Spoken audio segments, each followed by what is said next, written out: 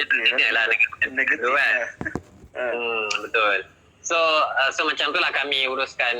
Kami akan dapat information. So kita akan tanya dulu detail keluarga ni macam mana, anak berapa ramai, semua tu. Kemudian kita akan datang kat rumah dia. Kita akan datang kat rumah dia, kita nak bagi sahkan betul tak keluarga ni susah semua.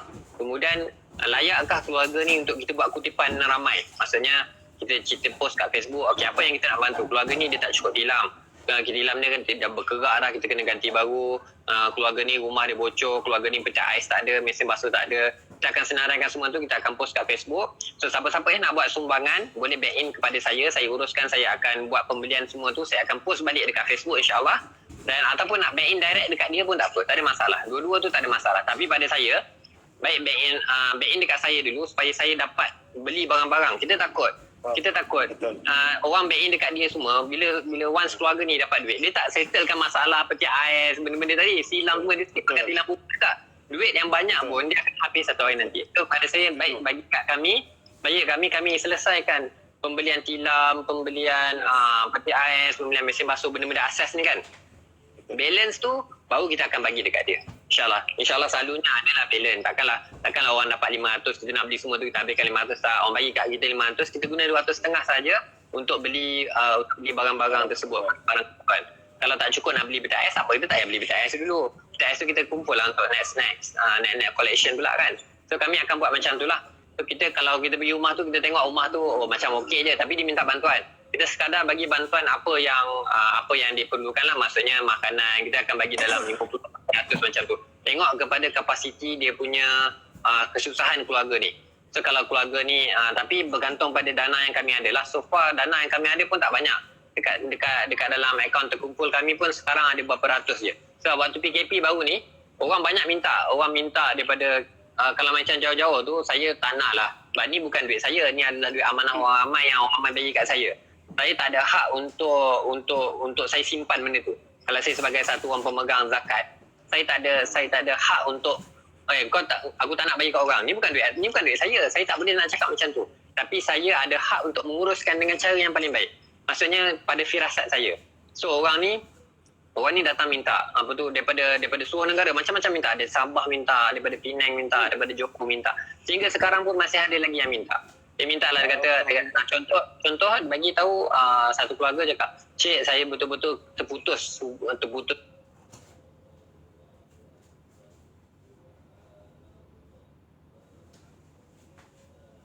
keperluan saya, anak saya susu semua.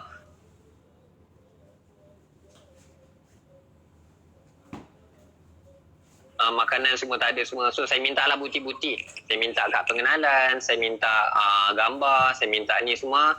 Saya ada bagi satu macam satu yang satu template. Yang template tu saya nak template tu hasilnya saya boleh tahu bahawa orang ni menipu ke tak. Kadang-kadang ada orang ambil kesempatan. Saya percaya ramai sangat ambil kesempatan. Sebab benda walaupun RM20, diorang berusaha juga nak dapatkan benda, ambil kesempatan. Diorang tak tahu ni amanah orang ramai. Malaysia lain macam Ya, jadi saya bagi template tu, so saya dapat tahulah orang ni menipu ke tak. Kadang-kadang dia bagi tahu so bila kita minta IC, Ahmad semua dia tak nak bagi. So orang-orang macam ni kita kena jaga-jaga sikit lah. So daripada situ kadang kita bagilah bantuan dalam RM50. Kalau jauh-jauh tu kita transfer je lah. Transfer tu pun bergantung pada duit dalam tangan ada 500-600. Yang mintanya ada 30 orang. Macam mana kami nak bagi, nak agihkan seorang dapat RM10, RM20. Takkan nak bagi RM20 kat seorang. So kita terpaksa macam tu. Kadang-kadang ada orang yang kita tengok macam dia tak layak ni, kita tolak. Saya minta maaf, dana tak ada. Saya cakap macam tu je lah, dana tak ada. So bila ada orang lain minta, dapat pula kan. Rupanya dia orang ni sama kawan. Tadi kawan saya minta, apa saya dapat? Dapat detect. Dia bagi tahu kat kawan ni, kau minta kawan ni, insyaAllah kau dapat. Jadi kita tak nak orang yang ambil kesempatan macam tu. Zakat pun dia tak buat macam tu juga. Dia pun ada dia punya ni kan, dia punya prosedur dia juga. So macam tu lah kisahnya.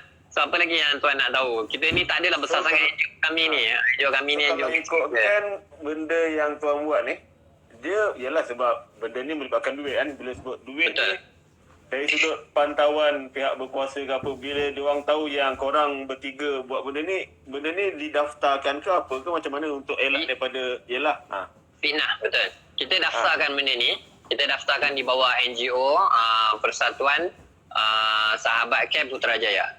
Kita daftarkan, so ada ahli lembaga, ada pengurusi, ada timbalan pengurusi, ada bahagian bendahari, semua ada lah.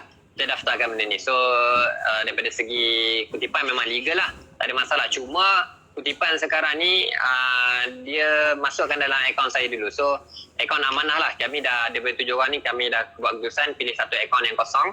So dia orang pilih akaun CIMB saya. So CIMB tu saya bagi password, saya bagi ID kepada 7 orang ni supaya 7 orang ni dapat monitor. Duit keluar dan masuk tu semua saya rekodkan. Saya rekodkan dalam saya punya saya punya duit keluar masuk lah.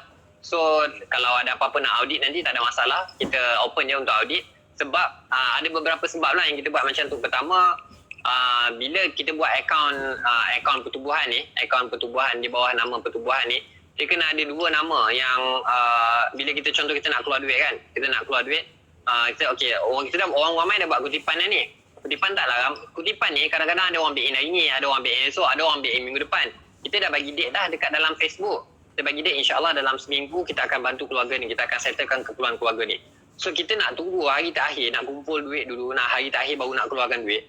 Benda tu takkan hari terakhir baru nak beli peti ais, baru nak beli ni, baru nak beli tu. Benda tu nak settlekan dalam sehari dia ambil masa.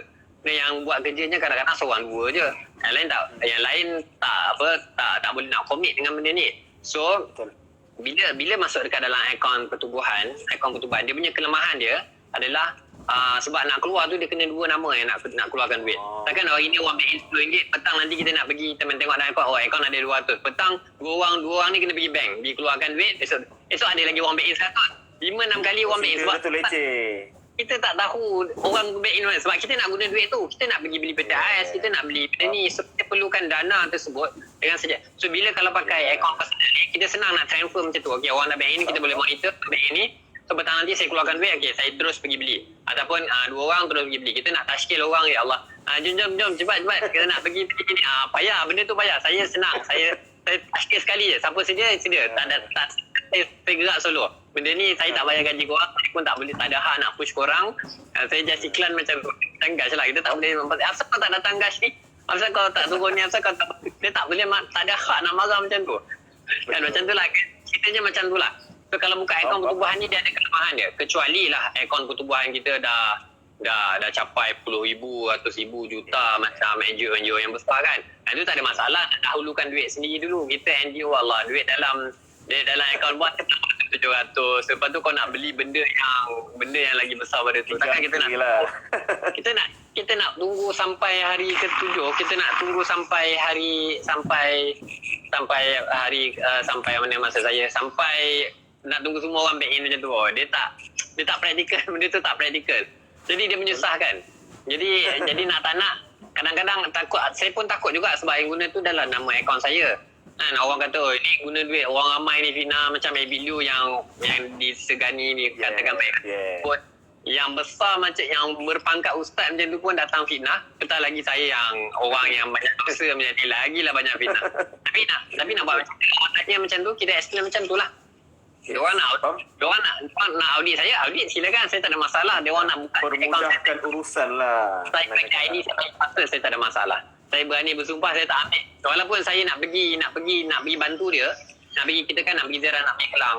Kadang-kadang kita perlukan duit untuk duit minyak, duit tol, semua tu. Yang tu saya dah tanya ustaz kata boleh guna duit orang ramai tadi tu untuk beli minyak, untuk beli tu. Sebab kita memang nak bantu dia. So yang tu mana nak bantu kena mulakan duit tu dulu. Betul, kos perjalanan semua tu, yang tu dah kos kita nak uruskan, nak mudahkan urusan dia. Kita boleh guna orang ini akan atas nama dia tu untuk perkara tersebut. Macam duit beli peti ais, beli semua tu, kita boleh guna. Tapi nak katakan duit nak pergi ke Kelang, nak pergi ke bantu orang susah nak isi minyak tu, yang tu pun saya tak guna. Apatah lagi saya nak ambil duit besar-besar. Saya cakap macam tu. Tapi terpulang lah. Orang yang tuduh kita tu, dia tanpa tuduh lah, dia jawab lah ke akhirat nanti. Kalau orang cakap mulut orang ni tempayan tak boleh tutup. Betul lah tuan, betul. Tapi kita tak ada masalah. Mana-mana orang cakap kalau dah mata lalat tu dia tarik-tarik ke Ya. Bagilah bunga macam mana pun dia tarik-tarik ke. Jadi kita pun orang macam ni dia merencatkan usaha kita. Kita jangan pandang pun diorang pun. Diorang ada ke? Kita suruh diorang macam contoh baru ni, orang tu duduk satu keluarga ni antara cabaran saya buat usaha ni. Antara cabarannya bila kita masuk satu keluarga susah, Kita masuk kat salah satu tempat, kita nak bantu dia. Kita tak petik nama siapa-siapa pun. Bila kita bantu, dia punya ahli parlimen, dia punya ketua kampung, dia punya ketua kawasan kat sana, dia trigger tau. Apasal orang luar macam Abidio lah. Ustaz Abidio kan, dia pergi kat mana, Kedah ke Penang kan itu. Dia dah buat video, dia viral benda tu. Tu yang jadi trigger. Yelah, betul lah tu. Macam saya pun, saya tak buat video, tapi saya post dekat dalam Facebook. Dia viral juga. Yelah, maklum lah, dalam makluman dia lah. Siapa budak ni? Siapa budak ni masuk tempat aku ni? Seolah-olah bila kita bantu macam tu, dia macam, aku tak buat kerja lah. Orang atas dia orang atas lagi. Orang atas lagi. Kau tak pergi lawan ke orang ni? Kenapa ada kawasan? Kenapa kau tak kenal? Kenapa orang luar boleh jumpa dulu? Kenapa kau tak jumpa? Jadi orang yang trigger ni, dia serang saya. Dia masukkan saya dalam satu grup. Dekat dalam grup tu semua saya kena bantai lah. Saya kena bantai kau-kaunya. Saya cakap kat dia, saya tak pernah ambil duit korang sikit pun. Saya tak pernah minta korang sikit pun. Saya cakap diorang kata sampai nak ugut saya macam-macam lah. Saya cakap tak ada masalah. Korang nak tumbuk saya, okey, esok kita jumpa dekat rumah keluarga susah ni. Saya cabar korang, saya nak ajak korang gotong royong. Rumah dia susah lah kan. Saya nak ajak korang gotong royong je. Cukup gotong royong je. Kita susah, kita sama-sama bersihkan. Daripada kita duduk cakap-cakap maki-maki macam ni, kerja tak jalan. Orang ni tak ada bantu. Facebook kat mana? Facebook apa? Saya dekat dia orang masukkan saya dekat dalam grup WhatsApp. Grup WhatsApp ahli Karyang situ lah. Ahli Karyang situ lah. Dia orang trigger dengan saya kan. Saya masuk ke WhatsApp depan. Saya pun tak bagi tahu apa-apa, saya bantu. Saya tak petik nama dia orang pun. Saya macam contoh ahli kampung ni tak bantu kat orang ni lah. Cakap kita dah jumpa. Saya cakap ada orang tiba trigger. Apa hal? Saya masukkan, saya bantu keluarga ni. Okey, keluarga ni susah semua cerita-cerita. Kita perlukan bantuan sikit, kita nak beli tilam, kita nak beli tu. Siapa yang nak bagi sumbangan, boleh bagi saya uruskan pembelian. Nanti kita akan maklum. Saya cerita macam tu je. Lepas tu kena masuk dekat dalam. Habis. Diorang dah trigger dah. So itu antara cabaran-cabaran lah tuan. Yang betul lah tu. Yang nak buat baik ni betul lah tu. Orang cakap, yelah, Allah nak uji tengok kita ni betul tak kau ikhlas buat tu.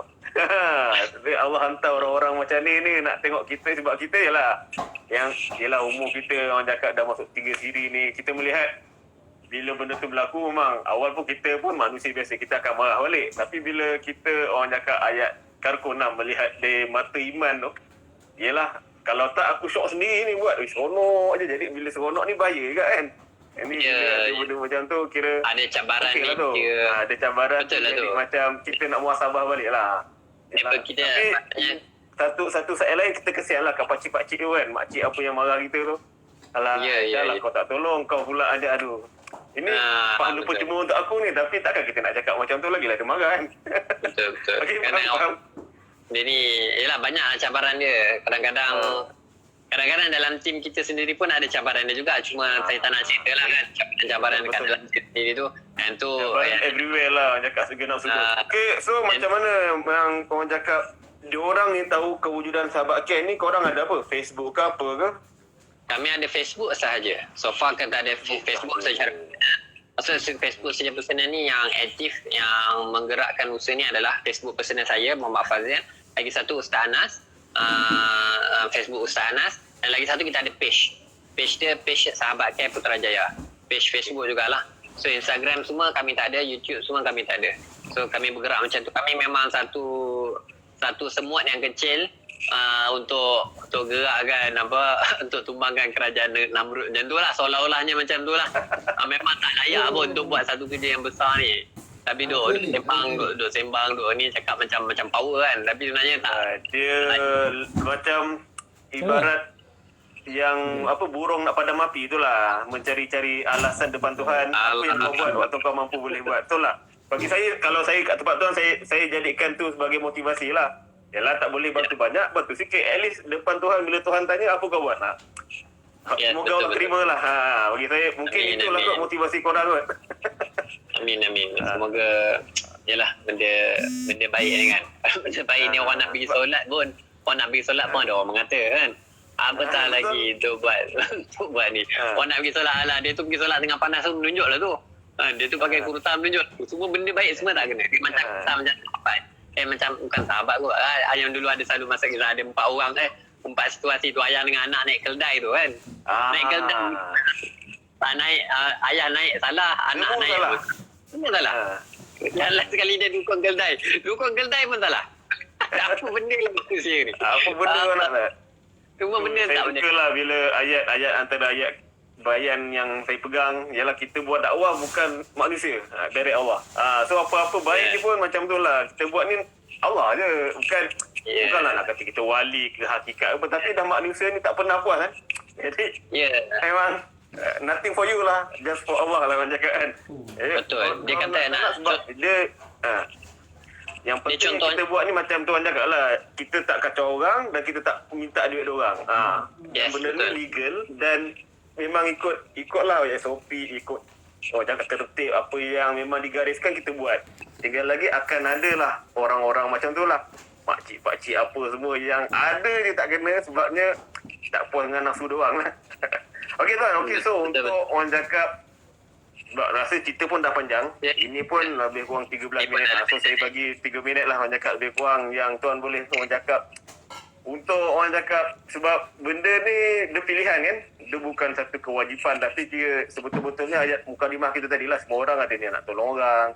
So apa benda paling least lah yang mungkin tuan boleh kongsikan? Bagi saya yang saya boleh dengar, mungkin yang saya boleh kongsi, kalau kita tak mampu nak tolong orang, bila nampak orang tolong orang, kita jangan mengatur orang yang tolong orang tu. Untuk saya lah. Untuk tuan pula, apa yang boleh dikongsikan pada viewers kita ni pasal NGO yang macam tuan ni lah. Yang boleh nak join ke, kalau tak nak join, jangan buat apa. Bagi tahu. Okey, dia sebenarnya dalam satu-satu usaha kebaikan ni, dia setiap usaha kebaikan ni, dia semua ada part dia masing-masing. Contoh kalau kita post, kalau kita buat post satu keluarga susah ni, dia yang paling besar, antara yang paling besarnya adalah orang yang datang turun padang bantu kita sekali. Tolong angkat peti ais, tolong cari, itu antara yang paling besar. Kedua besar bagi saya adalah orang yang buat sumbangan. Tak ada sumbangan, tak ada diorang buat, diorang punya sumbangan tak ada pun, tak ada apa, kita tak boleh nak gerak juga.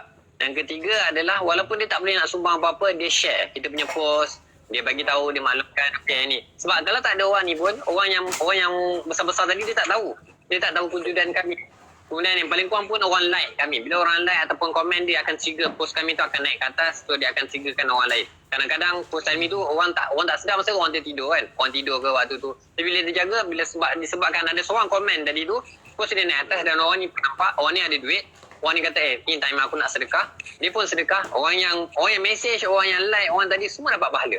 Dan orang yang paling tak ada apa-apa pun ada yang orang yang tengok kebaikan ni, didoakan kan, didoakan, ya Allah mudahkanlah orang ni yang bantu ni, mudahkan Ustaz Abilu yang bantu ni, mudahkanlah didoakan untuk orang tadi tu. Ni adalah doa tu, dia benda ni kadang-kadang tak ada pada setengah orang. Kita mendoakan orang lain ni kan, kita tengok selalu kita doakan kita sendiri. Bila orang susah ke apa ke, bila orang ni, dia tak ada, dia untuk dalam lingkungan dia. Kita tak pernah pun tengok orang tak solat, dia doakan untuk orang solat. Apa kejadahnya nak doakan untuk orang solat kan, untuk orang datang solat. Sebenarnya itulah ciri Nabi-Nabi. Nabi dia akan doakan kepada Nabi ni, dia bukan doakan untuk orang yang buat jahat pada dia pun dia doakan kebaikan untuk dia kan. So kita nak sampai ke tahap dia sebenarnya setiap dalam usaha nak bantu orang ni, setiap ada perkara yang kita buat tu, insya-Allah adalah sumbangan kepada kebaikan. Walaupun kita tak terlibat secara langsung, kita tengok jauh, kita nak bantu, ya Allah bagilah aku kekuatan macam orang ni dia bantu. Saya tak boleh nak bantu, saya sibuk dengan meeting, sibuk dengan cari duit, sibuk dengan dunia semua, saya tak boleh bantu. Kita doa dengan Allah pun, yang itu pun ada saham juga. Dan semua ni sahamnya tuan, ni adalah perkara yang kita, kebaikan yang kita buat ni adalah benda ni sebenarnya untuk kita, bukan untuk orang lain, bukan untuk nama orang nak puji sahabat ke orang nak puji saya ke tak. Kadang-kadang benda tu kadang-kadang terselit juga dalam hati. Kadang-kadang kita kena cepat-cepat sifat. Kadang syaitan ni depan dia bisik betul. Kita buat setan peka. Kita buat semata-mata kerana inilah bekalan saya nak bawa jumpa Allah Ta'ala nanti di saat macam tuan cakap tadi, di saat orang susah, di saat agama jatuh, apa yang kamu buat? Kurang-kurangnya ada. Lepas ni saya ada jawapan. Kalau orang yang nak say, alah kau buat macam ni pun, kan dulu ada macam Palestin kan, kena Israel tu. Jadi adalah orang datang dekat masa tu pun, saya pun tak tahulah juga kan. Saya pun cakaplah kat diorang ni, dia datang, dia ambil petition, ambil tanda tangan, nak cukupkan 1 juta tanda tangan. untuk kita bantah Israel ni. Saya cakap ada saya cakap dekat kakak tu. Cakap ya Allah, akak tak ada function lah akak buat macam ni. Dekat masa tu kat IIT. Oh. Tak ada function akak buat macam ni. Akak dapat 50 juta sekalipun akak bagi hadap dekat Israel tu. Dia buat bodoh je dengan Palestin ni. Tapi akak tu tak pernah jawab lah kan. Kalau akak tu jawab, kurang-kurangnya saya ada jawapan nak jawab. Allah Ta'ala nanti saya dah ambil tanda tangan ni. Saya boleh cakap macam tu kat dia. So sekarang ni saya dah nampak dah usaha tu. Dan saya cakap walaupun usaha dia nampak macam tak logik lah. Burung ambil air nak pasangkan kebakaran tu tak logik. Kau ambil tanda tangan nak lawan satu kuasa Israel ni tak logik. Tapi itulah kemampuan dia. Dia nak pergi berperang, dia nak pergi cakap dekat parlimen, dia nak gitu tu luar kemampuan. Yang dia mampu ambil tanda tangan pergi dekat cyber cafe, jumpa tangan orang minta tanda tangan. Padahal dia boleh je colik je tanda tangan apa susah pun. Tapi dia buat macam tu. Saya cakap ada orang macam ni Kadang-kadang tu ada satu kakak ni kakak sepupu saya. Dia satu minit lagi. Saya nak ceritakan momen-momen yang benda ni kadang-kadang buat kita tak boleh fikir lah orang-orang macam ni masih ada lagi. Dia kakak saudara saya ni, dia nak pergi beli pen. Dia datang 2 orang dengan kawan dia nak pergi beli pen. So dia pun belik-belik pen pilot kan, pen pilot ni kan pen ke level mahal lah juga kan. Zaman belajar-belajar ke mahal lah juga kan. Dapat basah. Ada pen pilot ni, ada pilot shaker. Dia tak boleh nak buat keputusan antara 2 pen ni. Nak ambil yang ni ke nak ambil yang ni? Nak ambil yang ni ke ambil yang ni? Dalam dia kata kat kawan dia kejap. Dia nak pergi kejap lagi dia datang balik. Dalam 5 minit tu datang balik. Kawan dia cakap, kau pergi mana? Aku lama tunggu kau. Cakap dia pergi solat istikharah dulu. Nak beli antara 2 pen. Ya Allah, saya fikir. Ada orang macam ni. Pen je pun. Ya Allah, orang macam ni ada. Masih wujud lagi orang macam ni. Ya Allah, ya Tuhan. Kau ni wali ke apa kan? Saya cakap macam tu. Tapi bila mana satu yang kita buat tu, kita bersandarkan ke Allah. Setiap contoh nak beli pen pun kita letakkan pengharapan ke Allah. Masa tu Allah akan jaga kita. Apa benda kita buat, Allah Ta'ala akan jaga. Kita nak buat kejahatan pun Allah Ta'ala akan stop kita. Tapi bila mana benda tu kita tak sandarkan ke Allah, kita bawa motor pun tak baca bismillah. Kita nak pakai baju pun tak apa. Tak ingat pada Allah lah. Senang cerita tak ingat pada Allah. Allah pun tak ingat pada kita. Kan ada satu hadis begitu. Kalau kamu dari Allah ni lebih kurang. Sejak berjalan Allah Ta'ala akan pergi berlari. Kamu berlari Allah Ta'ala akan lagi dekat. Mana Allah Ta'ala tu nak cari tu lagi dekat. Dan itulah Tuan saya punya mukadimah dia. Kita semua orang lah kena buat baik lah sebenarnya cerita orang. Dan kebaikan kita tu tak terhad pada orang Islam saja. Bahkan kepada orang kafir sekalipun. Supaya jadi asbab hidayah pada mereka. Dan itulah sebenarnya akhlak orang Islam sendiri. Dan sebab apa yang Nabi buat, Nabi dia kata Nabi dan sahabat ni percakapan mereka ni sikit je. Yang kita dengar bayan-bayan Nabi semua ringkas-ringkas. Tapi macam mana Islam kita hari ni bayan gempak macam tuan dengar saya. Cakap macam bagus tapi hakikatnya saya buat tak bagus pun. Tapi kita nak capai ke tahap macam Nabi. Yang penting kita buatlah tuan. Doakan saya, semua hadirin yang ada doakan saya. Mudah-mudahan ada manfaat lah apa yang saya cerita hari ni. Tuan juga insya-Allah. Boleh tuan, sedikit semangat muka. So mungkin kesimpulan yang boleh saya simpulkan kita punya 40 minit lebih kurang ni. Mungkin lebih pada kita kalau sebab kita dah didedahkan dengan 6 sifat sahabat tu kan. So mungkin yang keempat tu lah ikram muslimin tu lah, yang mana yang kita boleh share pada diorang viewers yang mungkin apa benda 6 sifat sahabat ni, okey lah. Yang keempat tu ikram muslimin, kita nak usahakan asbab kita ni paling kurang tak nyusahkan orang lain. Yang paling bagus asbab harta diri kita ni orang lain senang. Allah benar. Kerja Allah lah, orang cakap Allah punya kerja lah, rezeki apa semua. Tapi kita tak nak sebabkan kita adalah saham-saham tadi tu yang kita minta lah Allah terima apa semua tu. Dan itulah kita usahakan jangan sebab kita tak mampu jadi pintu kita jadi dinding. Na'udzubillah kan. Orang nak buat baik, lah buat baik. Ini kita buat kita. Orang tak jadi derma. Jadi benda tu saya sendirilah kita kena selalu muhasabah lah. Takut-takut sebab kita orang lain tak buat baik tu. Na'udzubillah lah. Jadi tuan, terima kasih sekali lagi dan terima kasih semoga maju jaya sahabat Camp Putrajaya dan lagi banyak dapat bantu, lagi banyak manfaat dapat disebar-sebarkan. InsyaAllah. Okey tuan, terima kasih kerana menjemput saya dan sesi live Buku Puris. Semoga ada di lain masa nanti boleh lagi kita sembang-sembang. Mungkin dengan tajuk lain lah pula. Terima kasih tuan. Yang best bagi tahu je. WhatsApp tepi. Baik. InsyaAllah tuan. Assalamualaikum. Tangguh dengan topik pada. Subhanallah. Subhanallah wa bihamdih. Subhanakallahumma wa bihamdika asyhadu an la ilaha illa anta astaghfiruka wa atubu ilaik.